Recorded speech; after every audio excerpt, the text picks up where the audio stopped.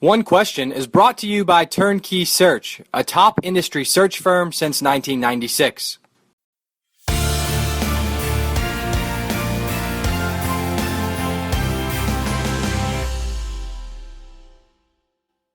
Dave Blank is our guest today on One Question, sponsored by Turnkey Search. And Dave, you're entering your 11th year now at Elon. It's the third football season for the Phoenix as a member of the CAA.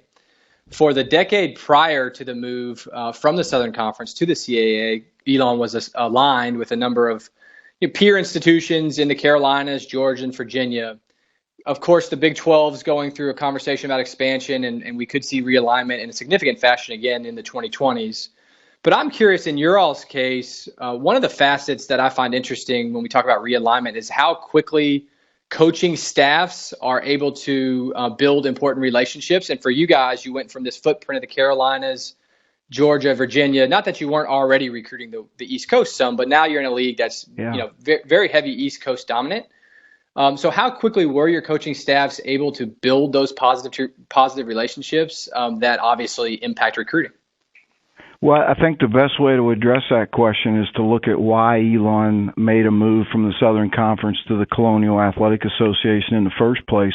We've been actively recruiting as much of the country as we can in all of our programs. I think everybody is kind of challenged financially to do the right thing and stay in your own footprint, but you have to look for Elon at the footprint of our university, and in there lies the answer of why the Colonial made such good sense for us as an institution.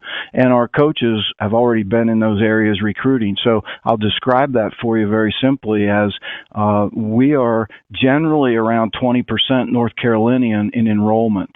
But from there, our number 2, 3, 4, 5 areas jump to the Northeast, starting with generally a good contingent from Massachusetts. So our university is bringing students from the Northeast and therefore returning them probably in a high percentage relative to going back as alums and working in their home states or home areas. It was just a great fit where this conference goes from Northeastern in Boston all the way down now to Charleston in South Carolina. We were already very active in those markets as an institution. So it made great sense for us athletically as a good fit to align with the institution and what we're doing. We still are very actively recruiting to the south of us. This has opened up great channels for us in states that we've already had a presence. So I think our coaches are feeling that we're getting a great impact from moving into the Colonial, but it's really just strengthening something that I think we were already pretty active in. One of the areas where you've been a major proponent over the years is study abroad opportunities for your student athletes. I'd like you to recount maybe when the idea started formulating in your mind that this was an excellent way for student athletes to broaden their horizons, of course, and have the opportunity to go abroad and do a foreign trip. How did you start kind of putting those pieces together? Elon University has touted itself, and it's pretty easy to prove we're one of the leading universities in the country in engaged learning. And part of that are different experiences that we work hard on as an institution. And one of those experiences is study abroad. Back in, after probably my third or fourth year here at Elon, I was having a conversation with my president, Leo Lambert, about how to make sure that athletes had access to that. And as we all know in the athletic business, our athletes are so busy in the demands on their time as students and as student athletes. When you look through a normal schedule of a Division I athlete, it's hard to carve out time that you could study abroad. So we started working on how to do that with our athletic teams. And in 2010, I believe it was the first year that we sent our men's and women's basketball teams on a trip. That was easier to do in the summer, but it grew into all of our sports. Ironically, right now as we're speaking, my women's basketball team is in Italy. Later this year, my women's track team will go to Greece. What we've done over the last 5 or 6 years, 11 of our 17 sports have been abroad. And the plan is now in place where every one of our student athletes will go with their team once during the 4 years that they are students here at Elon. It's been set up that way, and it's part of the experience.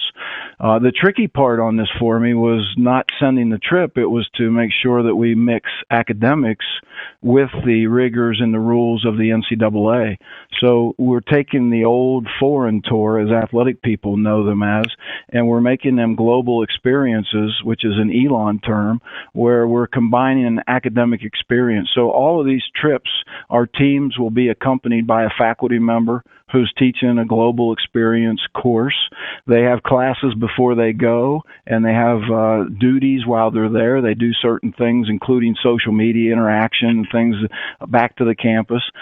They play while they're there, would do everything within the NCAA rules, and they return to campus and do some kind of reflective piece which fulfills the academic part of the global experience. So it's taken a few years to piece all that together, but what I like about it in particular is the combination of not only what athletes and athletics knows as our foreign tours, but what academics knows as global experiences. So there's an academic component which keeps moving our student athletes toward full engagement and involvement with our campus and the moral fiber of Elon University. And that's important to us here. Dave, is there any reason that same setup couldn't be achieved up and down the hierarchy, if you will, of Division I college athletics, whether it's a Power 5 school, Group of Five, FCS, 1AAA? Are there differences you see between those types of institutions that for any reason would prevent them from setting up this same structure for study abroad?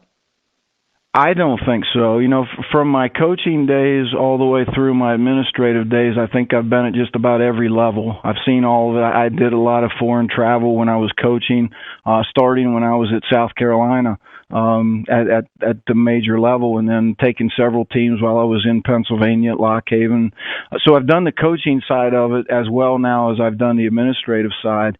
I think it just takes great cooperation from the campus, the faculty, the president, the board of trustees.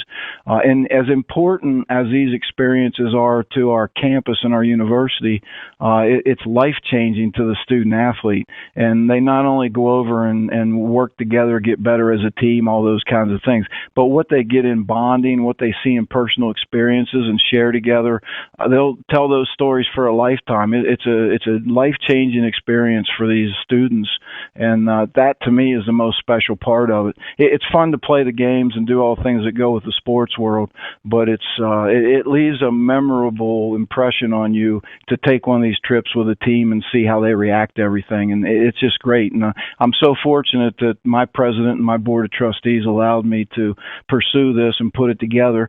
I'm also, I don't discount the fact that it also takes a great group of coaches to buy in, because you do have to figure out how it can be done and do it within the rules. So, for example, we have a Thanksgiving break from school where we're able to take the trip. We also have our spring break where we're able to take a trip. So we incorporate those times, but yet we have to follow the NCAA rules where we cannot miss a class to go do this. But when we're putting it in the fiber of the institution and it's for academic credit, it kind of all goes together real nice. I probably too, Matt, should mention the one challenge that I have, you know, as you know, we play football at the FCS level. So what do you do with a football team?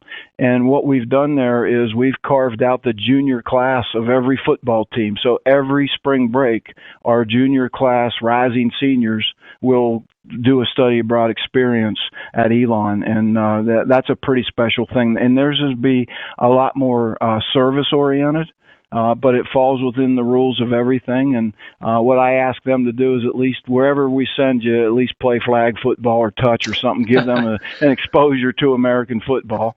And but the service part and the things that our student athletes are going to get out of this is just going to be life-changing and memorable. It's a great thing. And that's today's One Question, brought to you by Turnkey Search, a top industry search firm since 1996. One Question is designed to give D1 Ticker subscribers valuable insights on how executive leaders in college athletics think about key issues on their respective campuses, in their departments, or within their leagues and conferences.